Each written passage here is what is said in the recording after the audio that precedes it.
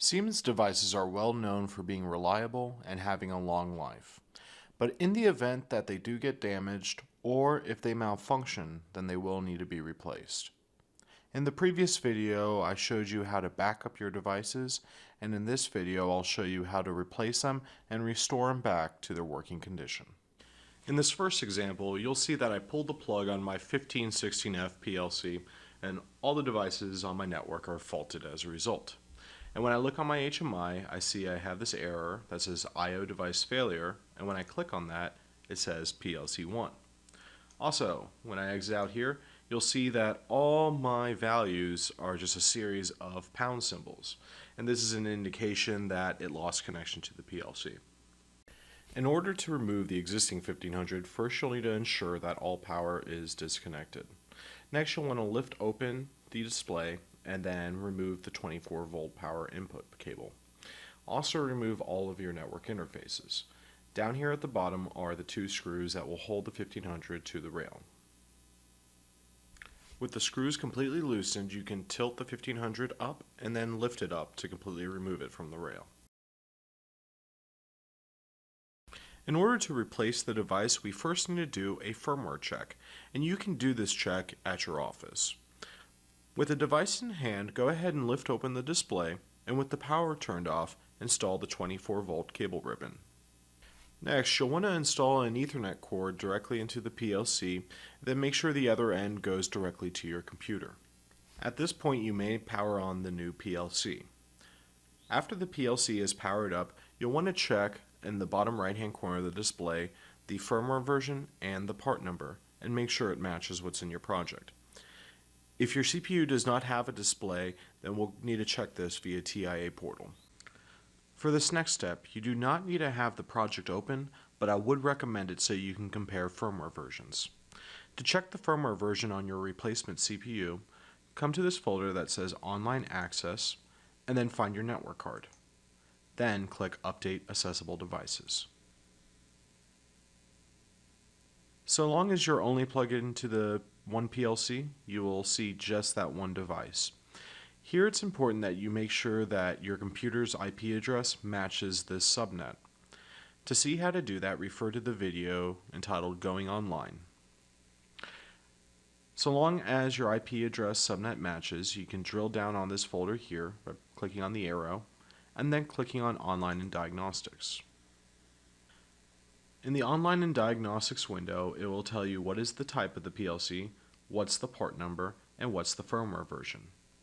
Now you can compare this with what's in your project. So if I go to the PLC I want to replace, and then press Device Configuration, I can then click on my PLC, go to Properties, and here on the catalog information, I can see its configured part number and its firmware version. If I go into split screen mode, I can now compare the two. I want to make sure that the part number matches, and so does the firmware. So here, while my part number matches, my firmware version doesn't. And since the firmware version on my actual replacement PLC is lower than what it is in the project, I will have to perform a firmware upgrade. If the firmwares were equal, I could skip this step. And generally speaking, if the firmware version on my replacement PLC is higher than what it is in the project, I can usually skip this step as well. To perform the update, I want to go to Functions in my Online and Diagnostics screen, and then click on Firmware Update. I'll have two options, one for the PLC and one for the display. In this case, I want to do the firmware update for the PLC. Here I get a reminder of what the current firmware version is. Next, I want to browse for the firmware file I've downloaded. To find the firmware file, I want you to copy the part number for the PLC and go to support.industry.siemens.com and do a search for that part number and firmware. When you've downloaded and extracted the file, you can browse for it here, and you want to select the firmware version that you downloaded. In this case, I downloaded firmware version 1.8.3, the latest version at the time of this filming. Open that up and then click on the file that ends in .upd for update. and then press open. So here we'll get an overview of what the firmware version will become. And down here it will tell us if there's a problem with upgrading to that firmware version. When I'm ready to update the firmware, I can select Run Update. This process will take approximately 1 to 2 minutes to complete, and when it's done, I will be on the latest firmware version. As you can see here, I got a message saying that the firmware was successfully transferred and activated. So I can press OK, and now my replacement PLC is running the same firmware version as what's specified in my software. At this point, I can click on my PLC and then press download, and this will restore the PLC back to working order. Alternatively, I can go over to my online backups folder and download the online backup. The advantage of downloading an online backup means that all the values for all your tags at the time of the backup will now be reflected in the replacement PLC. Another method I can use to update the firmware on my PLC is through the use of a somatic memory card. When I insert the memory card into my card reader, Windows will ask me if I want to open it. Generally, it's good practice to make a copy of all these files just in case. Remember, if Windows asks you if you want to format the card, always say no. Within TIA Portal, I can scroll down to my card reader folder and then go down to my card reader. You'll see that it found a somatic memory card, and here it says program, meaning that this card was meant to hold a program. To make this a firmware update card, I can right click on it and then select Create Firmware Update Memory Card. Next, I'm going to browse for my firmware, so here I'll select my version 1.8.3 and then press open. Next, it will ask me if I want to delete all the contents of the memory card and then load the firmware, or if I want to keep all the contents. In this case, I want to make this a clean card, so I'll say yes. I'll then get prompted with this information saying that the firmware card was updated successfully. I'll press OK, and then you'll see that the status changes to Update Firmware. Now at this point in time, I can remove the card from my computer, and I can go install it in my PLC. So long as there is no card already inserted in your replacement PLC, you can insert the firmware update card while the PLC is powered on. You'll receive a message that the PLC is connecting, and then the firmware update will start.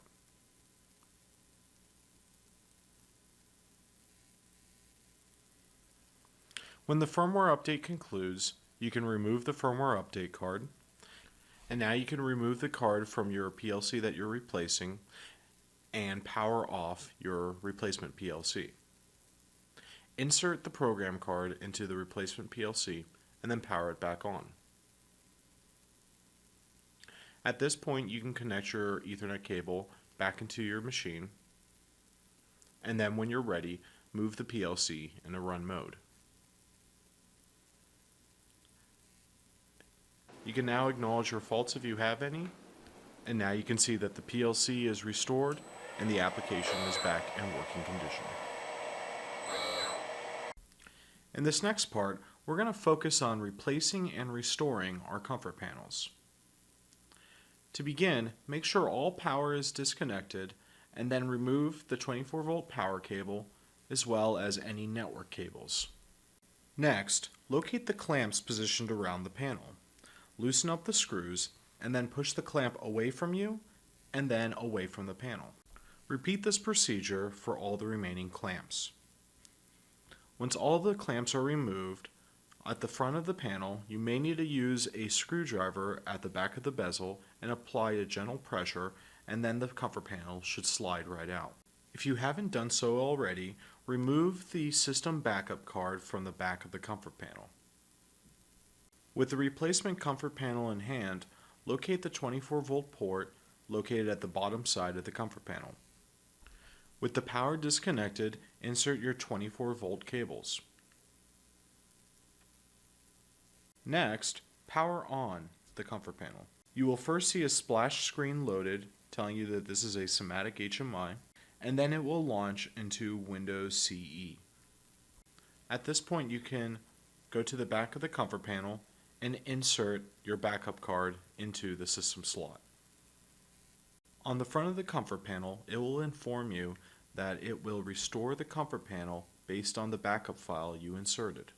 If you would like to continue, press continue. If not, you will need to remove the system card. If you did not receive this message, then that means that the service concept on your comfort panel is disabled. To enable it, go to the control panel, also known as settings, click on service and commissioning, navigate to the automatic backup tab, and then there you can enable the service concept. When I press continue, not only will it back up my screens and data, but it will also do an operating system update if it's necessary. For instance, this replacement comfort panel is on version 12, and it will upgrade it now to version 13.1. The process will take about 5 minutes to complete, and then the device will reboot. And now that the device has rebooted, you can see that I'm on the current operating system, and my screens have been restored.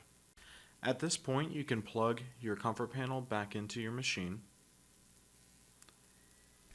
You'll see that it will take a few seconds for it to establish a connection, but once it does, you'll see that the HMI has been completely restored.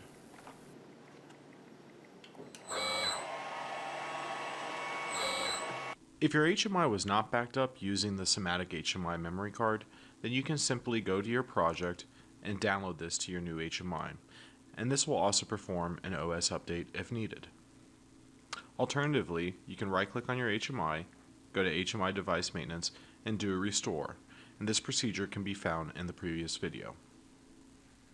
If an ET200SPIO module gets damaged, then it can be replaced even if the power is on, and that's because these modules are hot swappable. The PLC remembers the configuration of these I/O modules, therefore you do not need to re-download the program if you replace a module. These modules do have their own firmware, and just like the PLC, you may need to upgrade the firmware if it is lower than what is specified in the project. Please note that module firmware typically cannot be downgraded. If your I/O rack presents a flashing red error light after you replace a module, then you will need to go into TIA Portal to see what happened. Chances are this is a firmware issue. So here I'm going to open up my devices and networks, and then I'm going to double click on my remote I/O rack and then hit go online. You'll see that all my modules are okay, except I get this symbol here on my analog output module, and this indicates that there's a firmware mismatch. When I click on my analog output and go up to the catalog information, I can see I configured this to be on version 1.1. If I right click and go to Online and Diagnostics, I can see that it's actually firmware 1.0.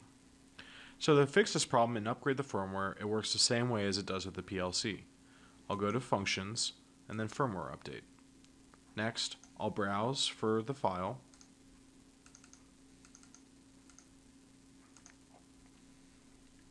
And here it'll tell me that it's going to go to version 1.1, and currently it's at version 1.0. And then I'll hit Run Update.